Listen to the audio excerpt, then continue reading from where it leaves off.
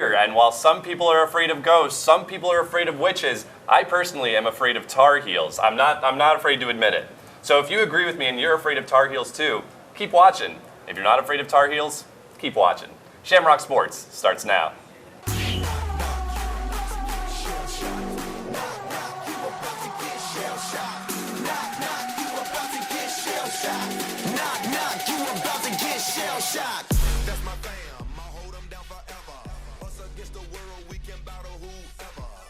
In Student Center, Chris Frick alongside the wickedly talented Sam Ohaj, Kieran Cantwell. Guys, we got a fun show here today. I'm really excited to talk about Notre Dame football, but to start off, very exciting stuff. In my 4 years here, I have never seen a loss to USC, and that continues the trend this weekend. Notre Dame beats USC 31-16. I want to get your guys' initial reactions to that one. Kieran, let's start with you. Yeah, I was really impressed with the performance that Notre Dame put on this past week against USC. And as you were saying, USC, you always feel a certain type of atmosphere when the Trojans come into town. It's a different type of game. It's always the most important game of the season, regardless of rankings. So it was really great to get the win. And, my initial reactions from the actual game itself, if you look at the box score, it doesn't look like Notre Dame dominated the game, but they converted when they needed to. 8 for 12 on third down, 1 for 1 on fourth. And we really did a good job of limiting all of USC. As you can see here, a good third down conversion by Kyron Williams, a great double move there. Picked up that third down. We needed it at that point in the game. So that was great.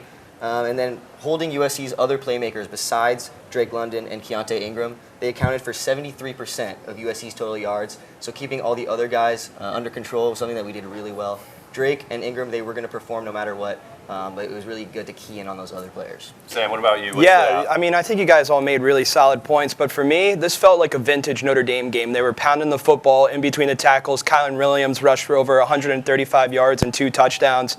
However, my initial reaction is not Kyle Hamilton. I think that this is the worst possible thing that could happen to this team. He's the greatest player on the squad for a reason. But DJ Brown stepped up. I'm really looking forward to see that. But overall, if Notre Dame could build off of this, I think they could go a few places in the college football, or not the playoffs, maybe the New Year's Six. Yeah, potentially that. I think this was probably Notre Dame's best game of the season. I think the offense finally was playing towards Jack Cohn's strengths. The defensive line also, that stood out to me. They are a force. Isaiah Foskey, 7.5 sacks on the season, 3 forced fumbles. And you see here, they're using young talent, quick passes from Jack Cohn. It's been really impressive the way they've adjusted with him in the offense, because obviously you can't call a game where you're assuming it's a running quarterback, because Jack Cohn is a statue in the pocket. But Cohn looked really good on Saturday. The defensive line really stepping up. The Ademi-Lola brothers they're wreaking havoc as well.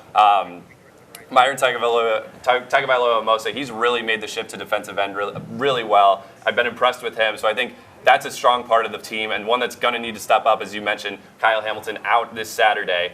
But I want to get your guys' questions, because we've talked about the improvement from this team from the weeks prior to the USC game. Who do you think, whose stock rose the most? Who are you buying on this team? Coaches, players? Sam, let's start with you. I think I mentioned it earlier, the running game. The offensive line looked great. I know we've had some injuries this year, Tosh Baker, Michael Carmody for a little bit, and so on. But now I think that their stock rose a lot. They really were dominating against, USC's defense isn't spectacular, but still, they were pushing them around. They had no problems, and they're opening up huge lanes for Kyron Williams and the rest of the running backs. So I think they rose the most, and it's great to see that. Kieran, what about you? Yeah, I think that overall, Notre Dame played such a great game that you could look at any coach, any positional unit, any player itself, and say, his stock definitely rose against USC this past weekend. But you mentioned before, Isaiah Foskey, he's cementing himself as a dominant force on the D-line. As you can see here, he'll get the sack on Slovis, force the fumble. And you mentioned those 7.5 sacks and 3 forced fumbles. He had 2 sacks on USC and 2 forced fumbles. And when you put that in perspective compared to the rest of the nation, those 7.5 sacks are tied for 5th in the country individually, and those 3 forced fumbles are tied for 2nd. So Isaiah Foskey has really done a great job this season, and I think this was his highlight game to really prove himself and show himself on a national level. Yeah, I look at Tommy Rees. I think for the first 5 games of the season, he was calling an offense that was assuming that Ian Book was the quarterback, and you still had guys like Quentin Nelson and Mike McGlinchey on the line, which isn't the case with this team anymore. This USC game, he finally called a game where he was calling the game like it was a team where the offensive line was a young bunch of guys with a lot of inexperience, and Jack Cohn at quarterback. The quick passes, did a good job of setting up the run game despite the way they've struggled on the offensive line this season. I was really impressed with him. I think him and Jack Cohn are finally getting on the same page with each other, which is really important if this offense is going to thrive in the later this season. We talked about Jack Cohn. Really impressive Saturday. Had probably his best game of the season. Do you think that he has silenced the doubters? Because we have had quarterback controversy all season long. Buckner, Cohn, Pine. Do you think Cohn has finally stepped into the spotlight and said, this is my job for the rest of the season? Sam, what do you think? I'm still going to be a pessimist about this, and I'm going to say no. I just haven't been too convinced about Cohn since the season started. I like Buckner a lot more. I like Pine a lot more. I think they offer you more mobility with that offensive line that's been depleted throughout the year, this inexperienced line. He had that interception in the fourth quarter that I wasn't a big fan of. He looked a little shaky in certain spots, but this was probably his best game besides the Florida State game at the opener of the year, but I'm not sold on Cohn. I would still like to see Pine and Buckner get more snaps over him. Kieran, what do you think? Well, I know that Cohn will always have his doubters based on his performance so far this season. But as you mentioned, Tommy Rees had a great game, was calling plays that really fit the way that Jack Cohn plays. Quick passes, putting guys in space, letting our playmakers make plays. And I think he had a great game, and I do think that he cemented himself as our starting quarterback the rest of the season. You see here, he tosses that early touchdown pass to get us on the board. Great start. In a rivalry game, you always got to get off to a good start. But what I really like about Jack Cohn in this game was when Tyler Buckner came in and scored the final touchdown. Look at the way that Cohn celebrates with his freshman teammate. He really, embracing the quarterback room as one position, not as three individuals vying for one spot. So I really think that was a great job of being a leader, Jack Cohn, and something that the younger QBs might not be able to have at this point in their careers. Yeah, I mean, I think that one thing you have to look at when you talk about Cohn versus USC, you also have to talk about USC, and they're a little bit of they're a talented team, but they're also an undisciplined team. We saw those 2 late personal foul penalties, so I think you can't really assess Jack Cohn. You can't name him as the starter, no doubt, for the rest of the season against a team like USC. He's got to continue to do what he did on Saturday in order to prove himself as the starter. But I want to one last thought on the USC game. I want to know the best thing that you saw on Saturday. Sam, let's start with you. All right, I think it being a night game and when they did the blackout at the end of the third quarter really brought a lot of energy to the stadium. We saw in the fourth quarter, that's when this team really came alive. They were making some crucial plays. The crowd was into the game. I mean, we were blowing out USC to begin with, but still, they looked phenomenal, and this really brought a lot of energy to this team, and it was great to see everyone with their flashlights on. Everyone's jumping in the crowd, and I really think that this is what makes Notre Dame so special, is that you have this sort of stadium energy, and it could really play to your advantage. Yeah, he's totally right. The blackout was really awesome. A great transition from the third to fourth quarter. Definitely enjoyed that, especially the night game. The atmosphere was crazy. But unfortunately, I do have to give some props to a USC player in this, the best thing I saw. I'm going to talk about Keaton Slovis, and specifically one play that he made. He actually threw an interception here, but you'll notice that when Bo Bauer's taking it back, he's way ahead of everyone. It looks like he's going to take it all the way back to the house. But look at the USC quarterback, Keaton Slovis, chase him all the way down, manages to tackle a huge linebacker in Bo Bauer inside the 5-yard line. And he actually saved 4 points with that tackle because Notre Dame was not able to convert that into a touchdown. Dora came in and kicked a field goal for us. And so Keaton Slovis, it's been a tough season for the Trojans. Clay Helton got fired after only 2 games. Slovis came in with lofty expectations. It's easy for a guy like him to kind of, mail it in after a play like that, but he really showed a lot of effort and a lot of leadership there, so I commend Keaton Slovis for that play. Yeah, Bo Bauer said after the game that his teammates were talking some trash to him for letting a quarterback tackle him short of the goal line, but I mean, I also got to look at a USC guy for the best thing I saw on Saturday. I mean, Drake London is an absolute monster. 15 catches, 171 yards. I mean, this is a guy who, as soon as Hamilton went out of the game, USC said, all right, there's nobody on Notre Dame's defense who can stop this guy. He was absolutely ridiculous. He's going to be a guy who's going to be very successful at the next level in the NFL. So he was a fun guy to watch, watching him burn Notre Dame's DBs all game. But we talked about the stock watch on Notre Dame's team, but there's stocks in the rest of the college football as well. Our own JJ Post took a look at the college football stock watch. Thanks, Chris. Welcome back to this week's episode of the College Football Stock Market, where I tell you which teams I'm buying stock in and which teams I'm selling stock in. The teams I'm buying stock in this week are the ACC frontrunners everyone expected, Wake Forest and Pittsburgh. Though both teams are led by star quarterbacks, Sam Hartman for the Demon Deacons and Kenny Pickett for the Panthers having career years, the comparison between the two respective frontrunners ends there. Pitt's offense is solid, but the Panthers have truly gone from strength to strength in ACC play on the back of coach Pat Narduzzi's stout defense. Pitt is 20th nationally in total yards allowed, Habakkuk Baldonado anchors the Panther front seven with 8 tackles for loss and 5.5 sacks already to his name in 2021. Wake Forest, on the other hand, is as offensive-minded as a team as they come. The Demon Deacons have put up 35 points and more in every game they've played so far this year. Sam Hartman has plenty of weapons to spread the ball around to, namely A.T. Perry and Shakari Robinson, both of whom have surpassed the 600-yard and 5-touchdown marker in only 7 games. And while many are still sleeping on the wide-open ACC championship race, Wake and Pitt appear in a collision course for a title game that might just have some playoff implications. The team I'm selling stock in, however, is Penn State. Between a horrifically ugly 9-0 loss at home to Illinois on Saturday and swirling rumors all week in head coach James Franklin's press conferences about his interest in the open USC job, it's been a rough few days in Happy Valley.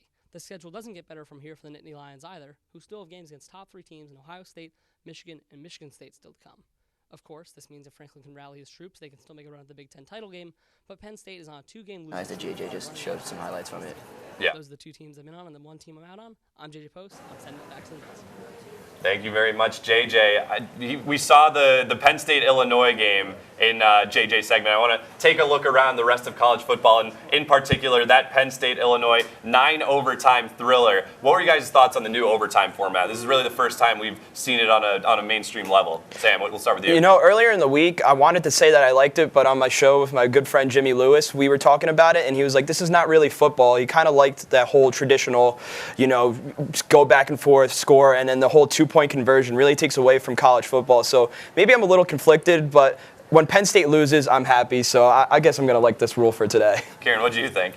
I agree. I think that this new rule really takes a lot away from college football. I think that the former rules where, start at the 25, back and forth, don't change to the 2-point conversion out at the third overtime. That was, in my opinion, the best overtime system in all of sports. Is awesome.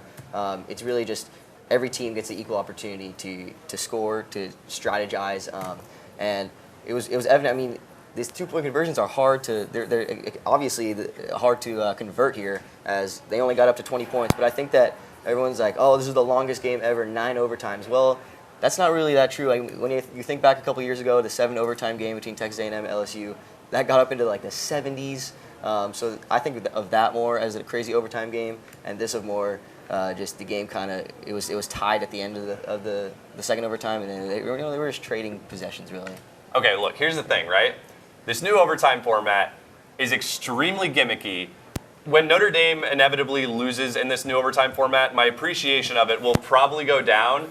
But I feel like the point of college football, or the point of watching anything, is to have fun while doing it. And this is like the most fun I've had watching a game in a while. I had an absolute blast watching them go back and forth. I mean, it was an anomaly of pure incompetence. I mean, they could not get 3 yards for the life of themselves, but it was hilarious to watch. Probably the funniest college football. I don't even know if funny is the right word. I feel like it was more silly than anything. Silliest game of college football I have ever watched. I mean, if you don't love that, you don't love Big Ten football, I feel like you don't love college football. I absolutely had a blast watching that. So for now, while it's Illinois beating Penn State, I love the new overtime format, but we'll see how that changes as we see more of it. But this season, with 9 overtime games is very, very chaotic thing to happen. This has been a chaotic season of college football. Titans have been falling left and right. Alabama losing to Texas A&M. Iowa losing to Purdue. So we've seen upset week after week. I want to get your guys' bold prediction, upset of the week. Who amongst the college football Titans is going down this weekend? Kieran, we'll start with you. All right, so in looking for my upset pick, I went to the SEC, and I'm looking at number 12 Kentucky traveling to Mississippi State. When I looked at that, I look more as underdogs as the spread more than the ranking personally. So I saw that Kentucky was favored by 1.5. Since I have done that research, their line has switched. Now Mississippi State is favored, so I don't know if this is still technically an upset. But as you can see, those were just 2 touchdowns that you watched by Mekhi Polk, transfer wide receiver from Cal. He's at Mississippi State now, and he's been dominating all season. He's got 58 catches, 6 touchdowns in only 7 games. Will Rogers, quarterback for Mississippi State, completing 73.5% of his attempts. Really just hitting his stride under the Mike Leach offense. That's 8th in pass yards per game. So I think that Mississippi State, it's a really tough atmosphere, night game, SEC. I think that Kentucky is going to go in there and fall. Who's going down, Sam? I think households are going to be divided, friends are going to argue, and so much more. But I have Michigan State upsetting Michigan. They're only a 2.5-point underdog to Michigan, but this MSU team has looked great. I mean, they both had their scares with Nebraska, as you're seeing right now. Michigan almost lost to unranked Nebraska, but I really like what Kenneth Walker III is doing for Michigan State. He's running. He's in the Heisman race right now. He looks phenomenal, and they're in East Lansing. It's a 12 o'clock game. It's Halloween weekend. I think that this Michigan State team is going to really make some noise, and the Harbaugh coach, I believe it's Jim. Yes, Jim is going to not be too happy because he's going to face Ohio State later on in the year and lose that game as well. Yeah, we've seen some Michigan State, Michigan classics over the year. I also look to the Big Ten, but over to the Wisconsin-Iowa game. I think Wisconsin has a great chance of taking down number 9 Iowa. That's my upset pick for the week. Wisconsin just took down number 25 Purdue after Purdue took down Iowa. I think Wisconsin, I think you look at the Big Ten, it's a very unpredictable conference right now. I can't talk, I'm doing great. But Ohio State, I think they're probably a tier above everyone else. But then you look at the next tier, I think Wisconsin, Penn State, Iowa, Michigan State, I think all those teams are kind of on the same level as each other, and any one of them can beat anyone else in the same weekend. So even though Wisconsin's unranked right now, I give them the best chance of taking down a top 10 team in college football this weekend. Sorry, Hawkeyes. I think they might be going down. So we've talked a lot about college football on the show thus far today, but we got to give some love to the other sports. And our king of giving love to the other sports is our own Jacob Irons. He has more on the Notre Dame Fall Sports Recap. Welcome back to the Fall Sports Recap. I'm Jacob Irons. We hope you all had a phenomenal, restful fall break. However, our teams were still here this past week competing, as we'll take a look at the women's volleyball team and the men's golf team. We'll first start with the women's volleyball team, who opened their weekend on Friday with a tough 5-set loss to the number 4 ranked Pitt Panthers. The team added 21 blocks in the contest. 13 of them came from sophomore Lauren Tarnoff. Irish hit the 20 block mark for the first time since 2018. And the Lady Fighting Irish were able to rally on Sunday as they took down UVA in 3 straight sets. Notre Dame's Lauren Tarnoff racked up 10 blocks again, and the Irish limited Virginia to a hitting percentage of .030 throughout the contest. Volleyball team will be back in action today as they take on Duke in Durham, North Carolina at 5. Now flipping gears to men's golf, where they had a stellar week last week during fall break, where they won the Stevens Cup, ending their fall season. The Irish, who are ranked number 17 by golfweek.com, finished 8 under as a team, a full 20 shots ahead of number 3 Arkansas in second place. However, after the regular tournament concluded, the Irish took down Arkansas again in match play with this beautiful putt from O'Leary to keep the good times a-rolling. To add on top of all this fun that they had last week, junior Palmer Jackson was named to the Fred Haskins Award watch list. The Fred Haskins Award is given to the most outstanding collegiate golfer in the United States each year. If he keeps making shots like this, his name will sure be in contention all year. Jackson and the team go into hibernation until they pick up next semester. That's it for the Fall Sports Recap from the second floor of the Duncan Student Center. For Shamrock Sports, I'm Jacob Irons. Thank you very much, Jacob. So now we talked about the game against USC. We look forward to this weekend. Notre Dame's got North Carolina coming in from Chapel Hill, 3-2 North Carolina team. Let's preview this. First thing I want to talk about, the biggest thing, I think, glaring thing coming into this game, Kyle Hamilton not playing, obviously top 5 NFL draft prospect, not somebody you want to lose. What are the implications of this injury for this Notre Dame team? Sam, we'll start with you. As I said earlier when we started off the show, it's a huge injury for Kyle Hamilton. He's their best defensive player. He's their best player all around. However, I'm really confident in DJ Brown. He's a junior. He's been with the team for almost 3 years now. He had 7 total tackles, and I believe he's really going to step up. Now I'm going to make a little bit of a prediction on the show. I don't see Kyle Hamilton returning next week either against Navy, just because of how they are as a team. Notre Dame will blow them out. A little bit of an early prediction. You don't really need safeties against Navy that Yeah, much. exactly, because they're going to be running the ball. But, he'll be back hopefully towards the end of the year when they're making that final push for the New Year's Six Bowl. But besides that, it is a big injury, but I'm not too worried about it. Karen, you worried? I actually am very worried. Oh, no. Not only because we won't have Kyle Hamilton on the field, but because as you mentioned, he's a top 5 NFL draft prospect. He's out here in college. He's not getting paid to play yet. So I'm thinking that it might be NILs. possible. Well, yes, he's getting NIL. He's doing a great job with that as well. But there's the chance that he decides, the decision for my future is to wrap up my college career, call it quits, and just focus on the NFL. And personally, I would have absolutely no problem with that. I know it would be really hard for us as a team to overcome because he is such a difference maker.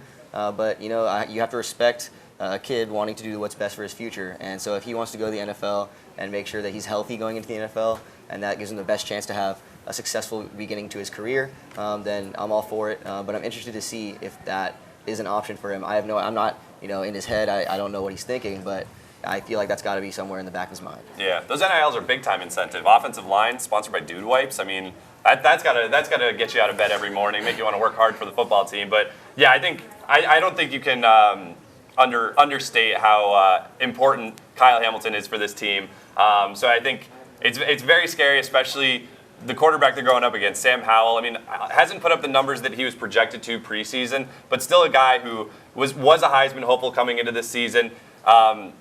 And somebody who can kill you with both his arm and his leg. So a guy like Kyle Hamilton, you don't just see him make plays in the pass game. You also see him come up and make plays in the run game as well. So obviously, a big loss for Notre Dame. We'll see how DJ Brown fares. I agree with you, Sam. He played pretty well on Saturday against USC. Almost got called for that targeting penalty. But I think it's scary when you don't have a top 10 guy, you lose him. You never want that to happen. Taking a look at the rest of the teams, what are some individual matchups that you guys are looking at in this game? What's going to be the key matchup that's going to decide this game? Kieran, we'll start with you. So after Drake London put on such a big performance against our secondary with Kyle Hamilton out in the first quarter, I'm a little worried about the dynamic aerial attack of the Tar Heels. However, it's really only one person, and that guy's name is Josh Downs. That dude is carrying the Tar Heels offense. Look at this yards after catch. He's an absolute monster with the ball in his hands. No one can catch him. He scores long touchdowns every game. He's due for one. If it's in the fourth quarter and Downs doesn't have a 60-plus yard touchdown, then he's going to pull a play like this. So I'm watching Downs versus whoever Notre Dame tries to throw at him. I don't really have confidence that any of our corners can stop him one-on-one. So I think that we're going to try to use a group to defend him, throw some different schemes at him. But Downs is a really good player, and I'm looking forward to that matchup. Yeah, so you touched upon Josh Downs, but I'm looking at the guy who's throwing him the ball against the entire Notre Dame secondary, and that's Sam Howell. You mentioned earlier, Chris, that Sam Howell wasn't really putting up those Heisman numbers that we thought he was going to this season. However, he shouldn't be taken lightly. I know he has 6 interceptions, and this Notre Dame defense have been ball hogs. They have been intercepting the ball. I believe they have an interception in every game this season so far. However, they've been letting up some really big chunk plays, and I think Sam Howell, he can make almost any throw on the football field. I was watching it the other day, and he's getting pressured on like the 30-yard line, and he just throws an absolute bomb down the field, and he hits some guy in the end zone. Like, he can make huge plays. It's just kind of one of those years that you sit down and you look at UNC and you look at Sam Howell and everything that's going on there, and you just go, it's just not. They're just not a good team. It's like there's nothing you can really do. It just happens. It happens in sports. We see it all the time. Notre Dame 2017, for example, it's just one of those teams, or 2016, excuse me. You just look at those teams and you're just like, they just couldn't execute properly. But yeah, Sam Howell is definitely the guy that I'm going to be watching this game. Yeah, I'm also going to be watching Sam Howell, but kind of for different reasons than you talked about, Sam. I feel like one thing that's being overlooked is Sam Howell's ability to run the ball. He's averaging 103 rush yards per game over the last 2 games. And Notre Dame really hasn't faced many running quarterbacks yet this season. I mean, Sam Howell, not a traditional running quarterback. Definitely more of a pocket passer. I think you got to ask yourself, how does Notre Dame stop this? They've been facing pocket passing QBs all season long. And you look at probably the weakest part of their defense is that linebacker core. And I think when you look at a running quarterback, the linebackers are the ones who are going to have to step up. So I look at that for sure. And then I also think Notre Dame's offensive line versus North Carolina's defensive line is going to be key. We saw last week, for the first time all season, Notre Dame really established themselves on the offensive line, got into the game, got the running game going. Can they do it again? Can they keep it up? Or was that just kind of a fluke because USC's run defense isn't that good, if we're being completely honest? So a lot of interesting matchups in this game. I think this game's going to be a fun one. But I mean, coming into this season, the outlook on this game was 2 ranked teams. It's obviously a night game, so deemed very important. How has the outlook on this game shifted since the season started? Okay, so I think, as I said earlier, we all thought Sam Heisman was going to be this Heisman who's coming into Notre Dame Stadium, and he's going to play this electric game in front of the Fighting Irish crowd. However, it's just a normal game now, and after Notre Dame lost to Cincinnati earlier in the season, I kind of just put it on the back burner, and I was like, UNC's coming in. They lost to Florida State, if we're going to really talk about this UNC team. It's just going to be a game where Notre Dame is going to overpower them in just about every aspect of the field, offense, defense, special teams. They're going to blow this team out, and I don't know. I mean, I was a lot more excited before the season started, but now it's just another game. Kieran, what do you think? Yeah, I'm in agreement. My outlook on this game has changed dramatically since the start of the season until here we are now. You mentioned that loss to Florida State. That was just absolutely inexcusable. I know, obviously, Notre Dame also almost lost to Florida State, which is in itself inexcusable. But it's not only that UNC lost to Florida State, they were dominated by Florida State. They were down 18 points heading into the fourth quarter. This is what put them up 18, Florida State there. And Sam Howell, he only dropped 25 points on the Seminoles defense. They couldn't stop Jordan Travis. But, that was my thoughts coming in. But, Chris, you just made a great point about the running mobility of Sam Howell and how that can give our linebackers some fits. Thinking back, probably the two most mobile quarterbacks we played or quarterback rooms that we played. Desmond Ridder, we all know how that went. And then Toledo with their two-quarterback system, one passing, one running. And, that was a close game, much closer than anyone expected it to be. So I think that the mobility of Sam Howell is definitely going to be a factor and something that fans really need to consider. As you're saying, coming in as a Heisman, people expect him to have the greatest arm ever, but that dude can run, so that could be an issue. Yeah, I mean, here's the thing. For a while, my thoughts on this were kind of like, why is this a night game? I was a little bit pessimistic about it all, but just thinking about it, I mean, I actually disagree. Like, I don't think this is going to be a blowout. Notre Dame hasn't blown a team out all season long. Like, this is a team that has been playing a lot of close games, whether it's Toledo or Florida State or Cincinnati, Wisconsin. I mean, I guess technically the Wisconsin game wasn't close score-wise, but I mean, that was a close game if you were watching it. But I think these are two pretty evenly matched teams overall. I think this is a potential to be a really fun game. So, I mean, I'm actually really excited for it. It's not what it was promoted as at the beginning of the season, which was going to be a matchup between two college football titans fighting for a spot in the playoff. And now it's two college football teams who are rebuilding, looking to get better, and I think it's going to be a fun matchup. But obviously, we gotta predict the game. What would we be if we didn't make bad predictions before the game? So I got to ask you guys, score predictions. What do you think? Kieran, we'll start with you. Yeah, I'm with you, Chris. I definitely don't think this is going to be a blowout. I was saying how I wasn't too worried after that Florida State loss and everything, but I do foresee a close game. I'm going with Notre Dame 33, North Carolina 29 in a great... 29? Yes. Wow. They going for two at one point? Somehow, some way, it's going to end up at 29 points. Is that scoregami? Scoregami? Yeah, with a score that's never happened before. Oh, really? Very exciting. It's probably happened before. There's been a lot of football games. I would say that there's probably been a 33-29 score. Yeah. Sam, what do you think? I'm probably the odd man out here. I know I have Notre Dame winning 31-17 against UNC, but I believe this game will be over by halftime. I think Notre Dame's going to put it away. They're going to make their noise, and then UNC will come back towards garbage time. But this Notre Dame team, they're going to rally for Kyle Hamilton. They're going to run all over this team with Kyron Williams. And whatever they choose to do with the quarterback system, I know I said earlier, I haven't been sold on Cone, but if Cone plays like he did last week, maybe it'll change my mind a little bit. And yeah, So look, here's the thing. Last two times I've been on this show, I have been the enemy of the people. I have predicted Notre Dame to lose the last two times that I have been on Shamrock Sports. Will I do it again? That's the question that's going to be answered sometime within the next probably 30 seconds ago. But here's the thing about me, right? I can't wait.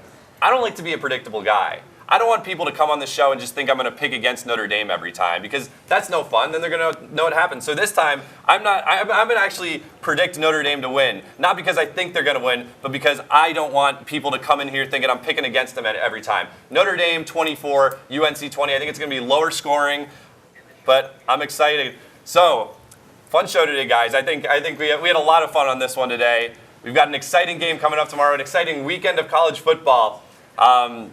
Any final thoughts from you guys? go Irish. Kieran? Yeah, let's second that. Go Irish. Yeah. So, for Kieran Cantwell, Sam Ohaj, I'm Chris Frick. This has been Shamrock Sports. Thank you very much for tuning in.